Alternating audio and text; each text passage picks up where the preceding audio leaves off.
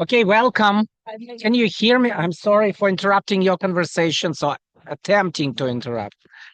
I'm sorry. So we have about like 40 minutes left maximum, so let's move on if possible. Can you hear me well there? We're gonna move our chairs over. We don't have a microphone, so or speakers. I'm going to speak. I tried to speak louder, but I'm not sure how it's going to cope with this noise of the airplanes, etc. And also, it's a discussion, so I expect you also to participate more actively. And the topic today is Jewish holidays and the end of times. And we sit in the Sukkah, and it's the last of biblical holidays from Leviticus chapter 23. It ends the cycle of so-called sometimes priestly holidays, and it ends the cycle with as the feast of joy and celebration, and it's the most joyful feast in this Torah calendar. There is, according to the Jewish tradition, there is another biblical celebration, biblical holiday that is even more joyful. It's called Purim, but it's not in the Torah. It's later, although it's also in the Bible.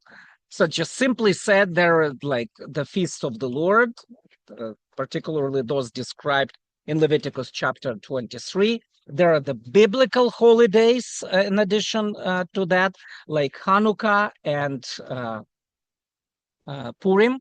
Purim is from the book of Esther, and Hanukkah is from the book of Maccabees, but in the Protestant world, we don't consider the book of Maccabees as the God's inspired or the part of the Bible, but our Messiah, Yeshua, Jesus celebrated this holiday in John 10:22. So I would say this feast is also biblical feast.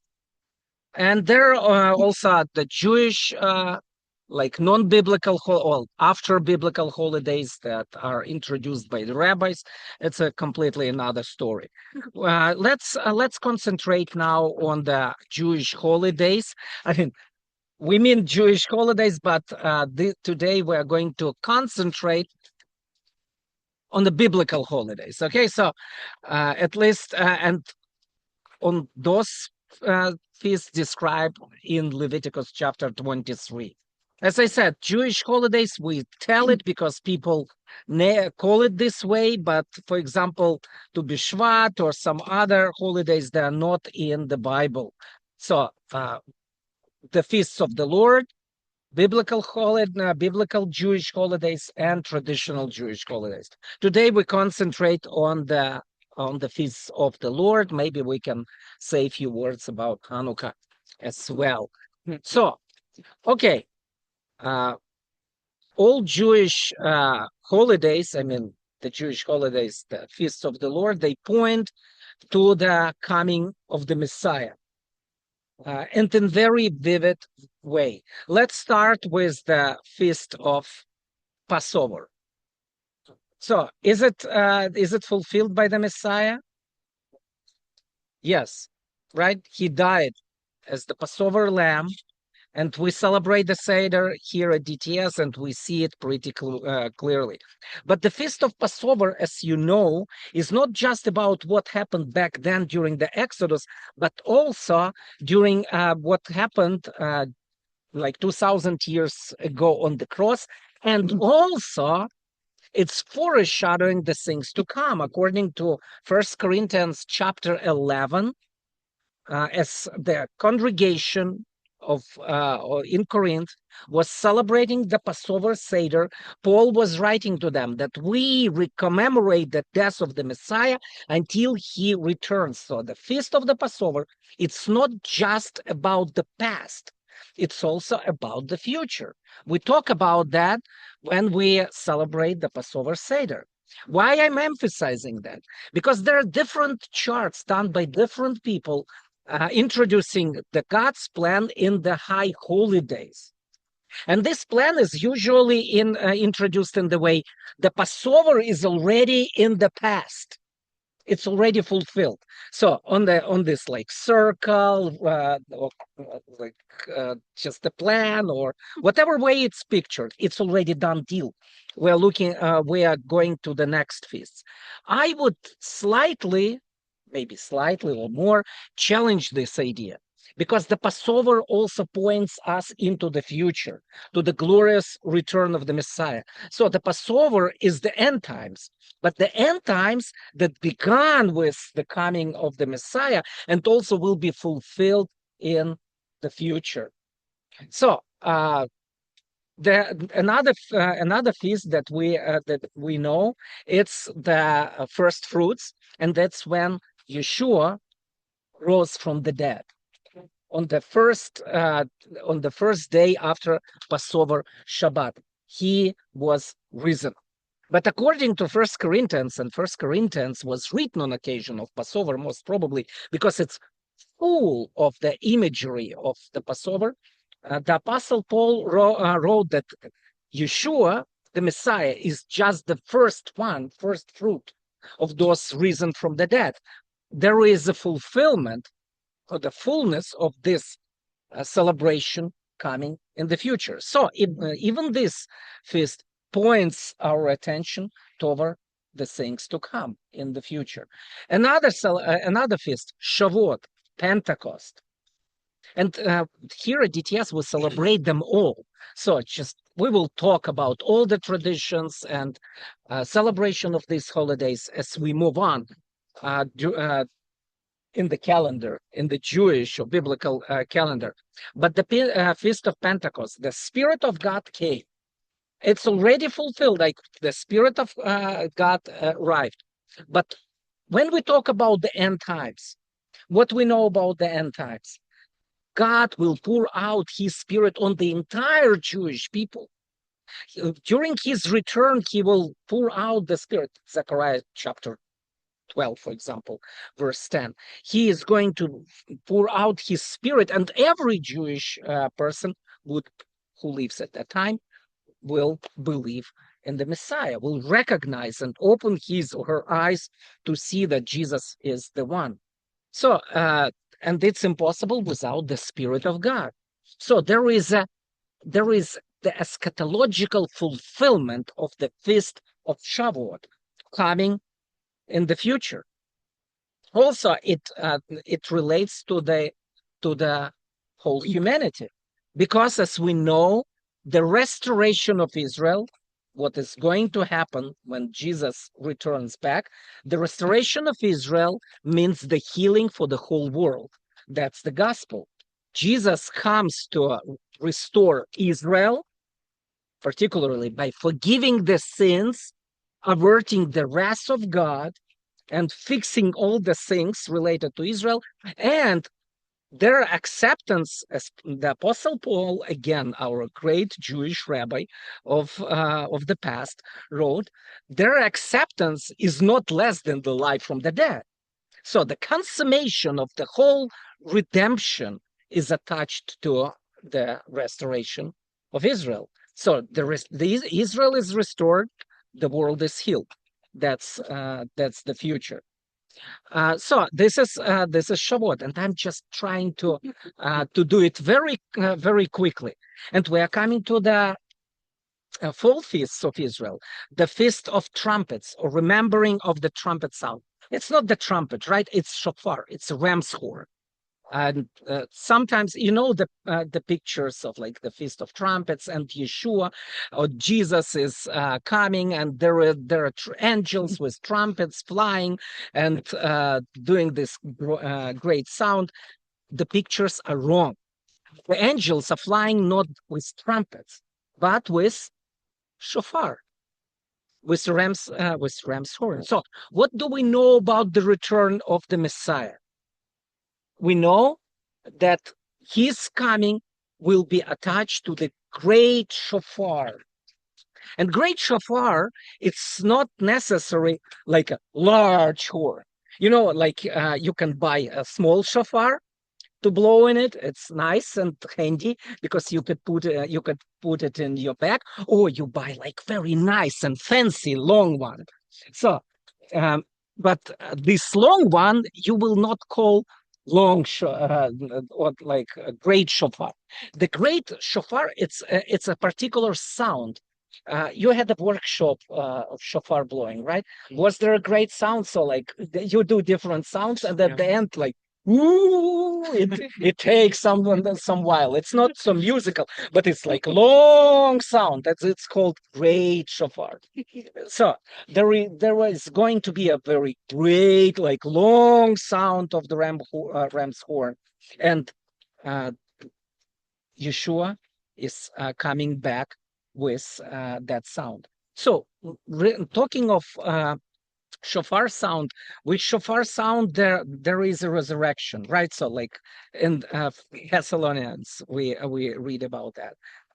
In with shofar horn, according to Matthew chapter 24, uh, uh, Yeshua is gathering all the Jewish people from the diaspora back into their land. And I hope you understand that when Yeshua was talking about like he is going to gather his chosen from all four corners of the world, he was referring to Isaiah, who was also mentioning the blowing of shofar and the restoration of Israel, and that all the Jewish people from the diaspora coming back into their land. So when you when you see the shofar sound in the New Testament even, and in the Old Testament, it's related as it's related to the eschatological end times events. This is what we remember according to Rosh Hashanah. Another thing related to the Rosh Hashanah, and like Yeshua was talking about, like sort of a little bit pagan tradition. Rosh Hashanah is the new year. The Feast of Trumpets, it's the biblical name. The new year, Rosh Hashanah, we brought it from the Babylon. From the captivity there. We brought it's a little bit pagan tradition, but that's okay. As long as it serves the purpose to proclaim the glory of God, it's fine. So the pagan tradition, the Babylonian tradition was God sits on that day on the throne of judgment, and he opens the books, the like three books, give or take, and also he just lets every person go under his road, so to say. So just like he judged everybody. What God? Not the God of Israel, the God of like Babylon. I don't even want to pronounce the name, but anyway, we're in the Sukkah afterward. So it's just like, and he's going to judge everybody. And in similar way, Yeshua told that when he comes back, he will separate the goats from the sheep. So this is the imagery of Rosh Hashanah, actually. Sometimes I know many Christians who complain that uh, Christmas is pagan, so we better not to celebrate Christmas. So Easter, I mean, messianic related Christians. And I always smile and say, you know what, in Judaism we have so many pagan traditions, and we cherish them and we love them. And actually Yeshua the Messiah loved them as well. So you should love Christmas. Why not? So but coming back to this imagery, the books. Do you know, like in the book of Revelation, there are like books, and the book of life is open. That's nice. That's Rosh Hashanah actually imagery as well, and it's about the future fulfillment. In the book of Revelation, the book of life is of eternal life. In During the Rosh Hashanah, it's the book of a good life. So for us to be alive in this coming year and to have a good quality, good life. So it's a little bit different meaning, but the imagery is the same. So when we celebrate the Feast of Trumpet or Shofar sound, or Rosh Hashanah, whatever way we call it, it points to the return of the Messiah and to eschatological events. And when the Messiah will come back, what is going to happen? He is going to forgive the sin. I mean, it will be fulfilled. I mean, he already died for our sin. He rose from the dead. Uh, Everybody who comes to him, because the Spirit of God pushes us to come, I believe, uh, will have his sin forgiven. But we still waiting for the full consummation of this redemption. We are still waiting for the entire people of Israel who will be alive at that time to shout out, Baruch haba b'shem Adonai, blessed is the one who comes in the name of the Lord. And then the Messiah will come back into the to Israel. The sin will be forgiven. The sin will be covered. So it's already everything done for that, but it's going to happen again. And it's Yom Kippur, the Day of Atonement. The Yom Kippur actually points, like the fall holiday, just celebrated several days ago, last week, points toward the future, but also toward the past. Do you know there is Mahzor for Yom Kippur? It's like Siddur, a prayer book with all the prayers for Yom Kippur, a big book, large book, many prayers. So there is a Messianic Mahzor, prayer book for Yom Kippur in the Bible, and it's called the letter of Hebrews. So the Hebrews, it's written again on occasion of Yom Kippur, and it's packed with the imagery of what happened during the Yom Kippur, and as described in the Bible. So the book of Hebrews tells us that what should happen for Yom Kippur already took place, but it's going to take place also in the future. Everything what we read in, like in the New Testament related to the feasts, it's already happened, but in the future it's coming again. So the feasts, they point to several, usually, I mean, to several occasions in Jewish history. And by saying Jewish history, I mean that the Jewish history impacts the history of the world. Even today, look, like little country of Israel draws so much attention, so much that nobody even thinks of other conflicts in the world or wars, just little Israel. So much attention. Whatever happens with the Jewish people impacts the world, big deal. Well, as I spoke in chapel and did a sermon there a couple years ago entitled a little or tiny minority with a great significance.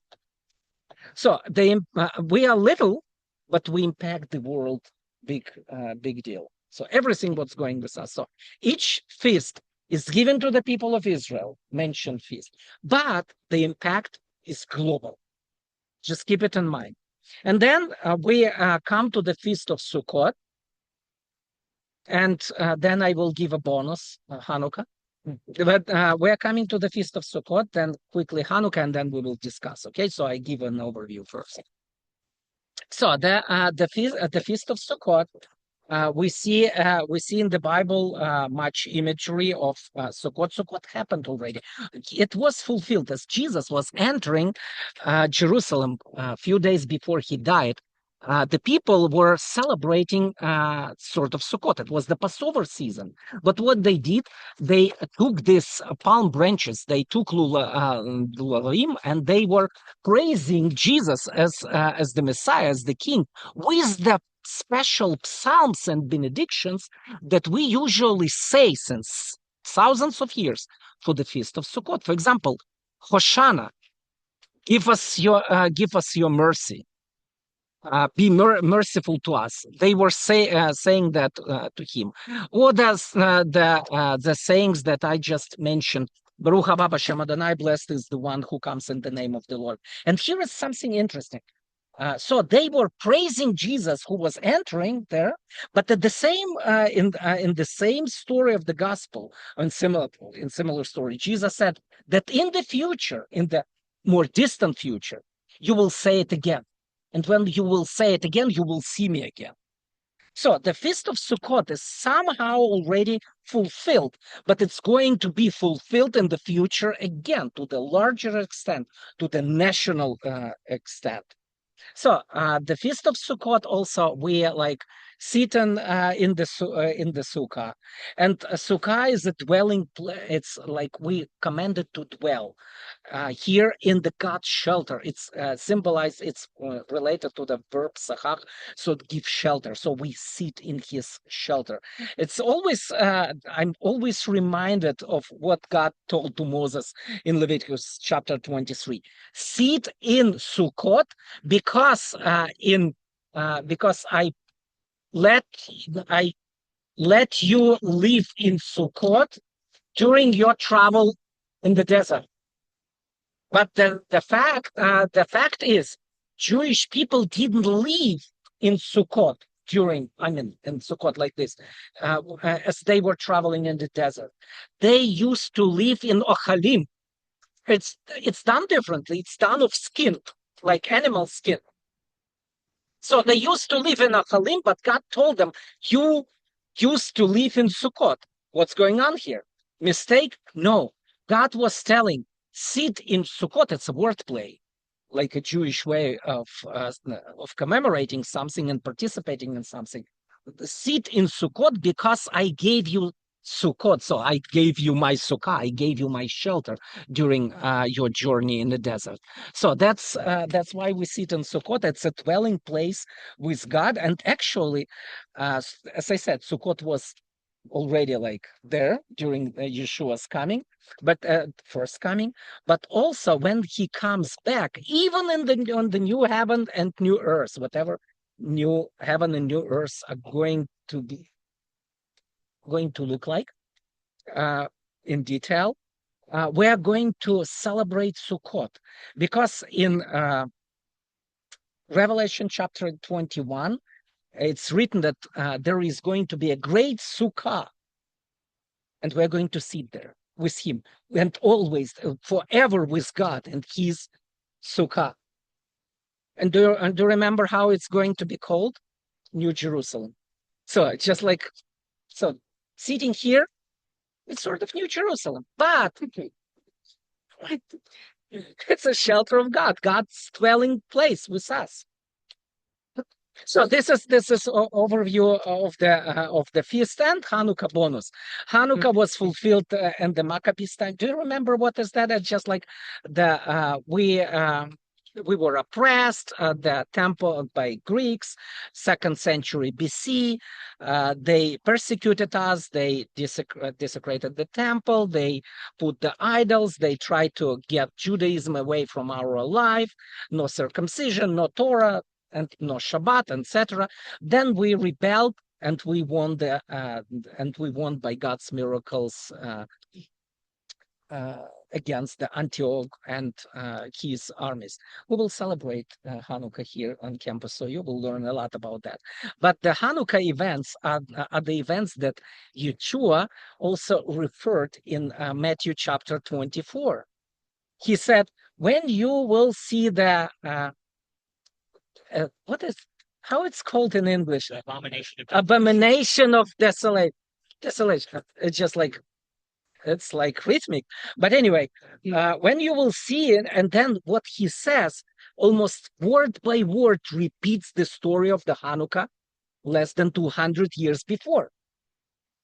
So the events of the future, the end times, are also related to the feast of Hanukkah. It's exciting. So let's celebrate these feasts and see the past of God's glory and God's glory in the Jewish history in the past, His redemptive history, but also anticipate His return and glorious future coming. So this is like a short overview of the feasts. Discussion, questions, comments, whatever. We have like 10 or 15 minutes. If you don't say anything, I will keep talking, but you will miss something. Because you can get the best of me if you challenge. Oh, you said that the Babel. Can you elaborate more on the Babylonian tradition, the pagan tradition that you spoke about? What do you mean exactly by that? When it was? Yeah, like exactly how did it come about? In regards to that part of Oh, earlier in terms of very simple. When we moved when we are moving somewhere, we are slowly embracing, slowly or not so slow, we embracing the custom and traditions of other people.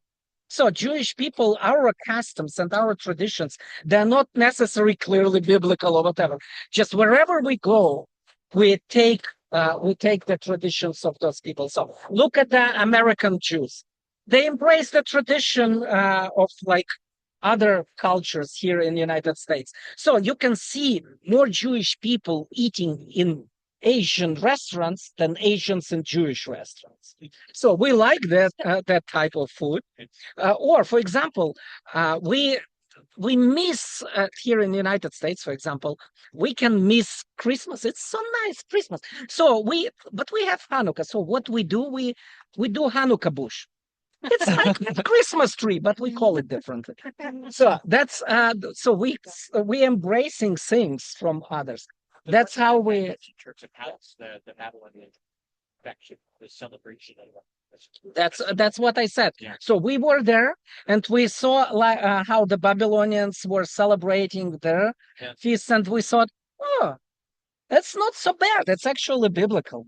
Oh, it looks like so. Why not? Our God is not less than that, you know. If their God can do it, our God is stronger and mightier. Well, I'm a little. I'm I'm not talking history. Yeah. I'm talking you like logic. Okay. I might be mistaken, but I give you just flexibility to think about this. Read the history, write a thesis or a dissertation on that. It would do a good dissertation, by the way. How the Rosh Hashanah was. Anyway, we can find out the topic just if you are up for a dissertation. It would be a good one. Is it possible that the use of Rosh Hashanah is adopted or has been adopted by rabbinics because we see a reference to that in Ezekiel 40, verse 1, where it uses the expression at the head or beginning of the year, which is, I believe, going in the same as verse. Yes. That's Yeah. right, because God gave that to Ezekiel right now.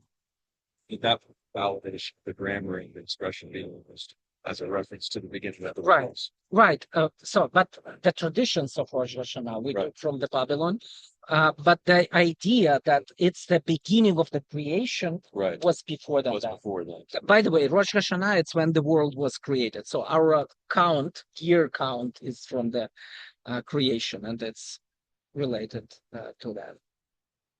So, but again, we cannot go in depth in every feast, but we celebrate all feasts here on campus.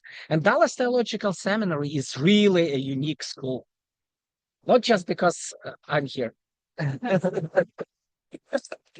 kidding, but because we do celebrate all the holidays, and we do much related to the Jewish people, and the Jewish people appreciated here on campus also by the faculty and in class. So the theology of Dallas Theological Seminary, I would say, is the most Israel and Jewish friendly theology I know as of today, Christian theology.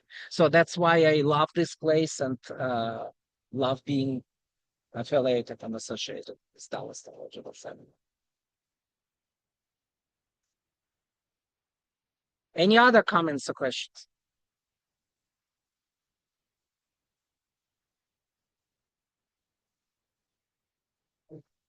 We want to talk to unbeliever too about the meaning of.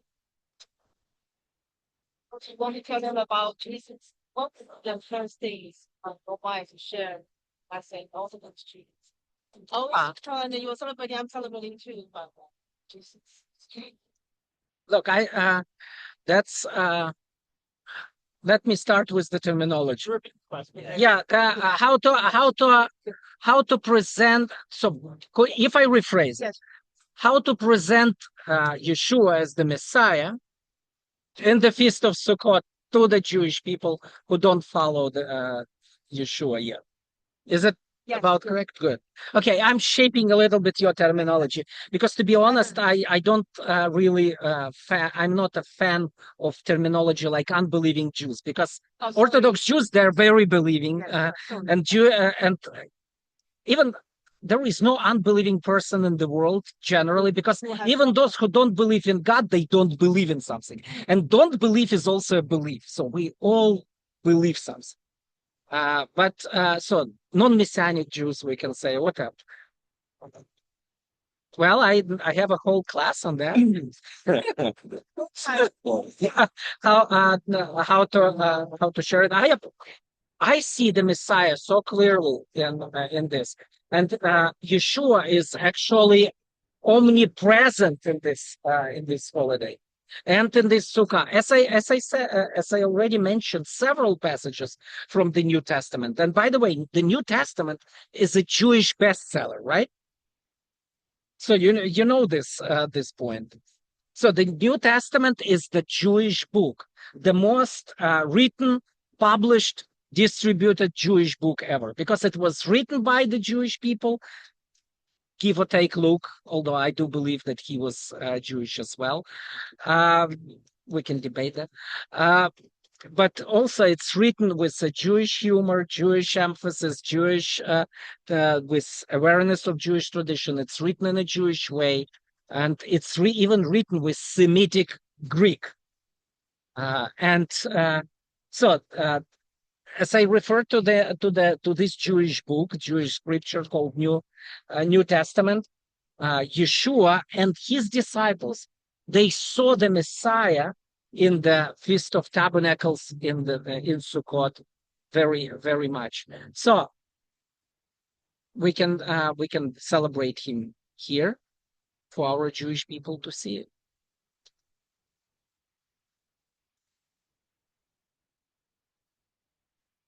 But I was online on our Jewish friends YouTube website. We have many seminars related to this, so you can check it out and see what topics are of interest. As I said, it's more like overview. I cannot go in depth, but we have about 9 more minutes for discussion. How would you say understanding Jewish tradition enriches one's reading of the New Testament? Simply. Cool. It's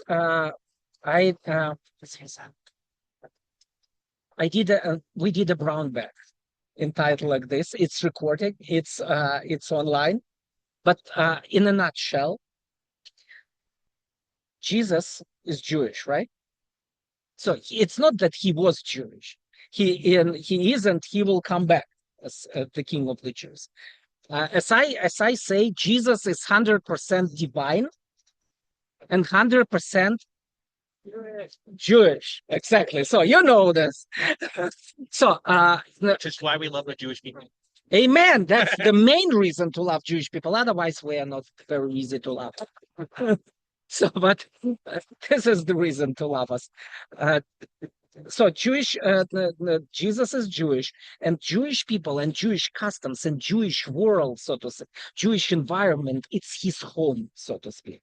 The same for the apostles, the same for the first church. You see, so if you want to understand Jesus in his environmental context, holistically even, it's important to understand Jewish traditions. We talk about a lot, like it's the specialty of the New Testament department here at DTS. The New Testament department here is superb. Every professor is just a great scholar. So Second Temple literature is important, but the rabbinic literature, we say it's a little bit later. Why is the rabbinic a little bit later literature? Jewish literature is important because first it was recording what was already on a Jewish mind earlier. At that time, the society was very oral. It was not possible for everybody to be in the library like here at DTS, very good library, by the way. So not everybody could do it, but the ideas and theological ideas and biblical interpretation was transmitted orally. The same with the New Testament. There was no cameras, there was no YouTube, and there was not much writing as Jesus was teaching. So it was remembered and transmitted from one person to another, and then laid down in writing a little bit later. Why we believe that the New Testament is an inspired word of God? I mean, scholarly, because it was the way the Jewish theology functioned that way. So the rabbinic tradition, later tradition, has a very good connection to the time of Jesus. It was a little bit different. It's recorded later, but still there are much content from the first century AD in the books that were written later. Another thing, the rabbinic thought was developing understanding of the Torah, and God was navigated. It's navigated Jewish scholars. It's not. I don't mean that it was God inspired, but at least it was intentional God's move among Jewish people. So he set the rabbis for the Jewish people not to disappear. As many Jewish people would say, Shabbat kept Jewish people from disappearance. I would disagree with that, but I believe God kept us from us to disappear. But in order for us to keep together as the nation, he set the rabbis to give us some teaching, to prepare us for the second coming of the Messiah. So the God's hand is in the history of Israel over the centuries. So it's important to consider rabbinic literature. It's not essential for our salvation. Nobody is going to be saved or more spiritually mature because of that. But if we want to understand Jesus in his context and in the way he thought, and the people and his disciples, early disciples thought, it's helpful. And in preparation for the eschaton, for the end times. So it's very good and helpful. This is a little unrelated, but it's also kind of related. The defense in terms of how we view communion in terms of the Jewish perspective in the context of in John chapter 6, where Jesus says, he eats my flesh and drinks my blood, in terms of how do we answer that, especially in the context of the Passover, especially in the transformation of the substances that ultimately later took on in the Roman Catholic traditions, transubstantiation. How do we respond to something like that? Because that has to do with what is Jesus actually talking about in reference to the Passover, because Passover ultimately is how we celebrate communion. It's excellent. Yeah. Let's talk about that in depth as we getting closer to Passover. As we get closer to Passover. Or in personal conversation. In personal conversations. Sorry. Listen, I want. That's a great question, but it's a really great and very tough question. I would love to hear the answer. Because it's listen, I need to set everybody free for class. Yeah. But I want to do a short commercial. This coming Monday, we have a second part of the Brownback Jews and Arabs, Is Reconciliation Possible? And we're going to have people in here, like I'm going to moderate the discussion, but we're going to have like Arab students, Arab professors, Jewish students, and Jewish professors here. So we're going to talk about these issues. It's going to be a great Brownback, and I hope you will be able to come. It's Monday, again at noon.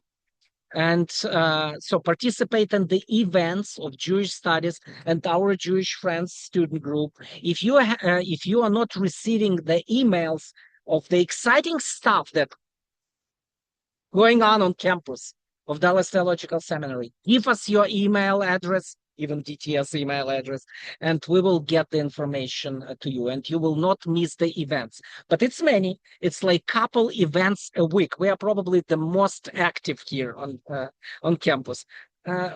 Yeah, because we're Jewish. Anyway, but just participate in that. You will learn something what otherwise it's difficult to get. Get involved, get active. Let's transform and impact the world by sharing the love of Yeshua to the Jewish people, for the Jewish people, with the Jewish people. Thank you very much, and God bless you. Hag Sukkot Sameach. Yes. Happy Sukkot.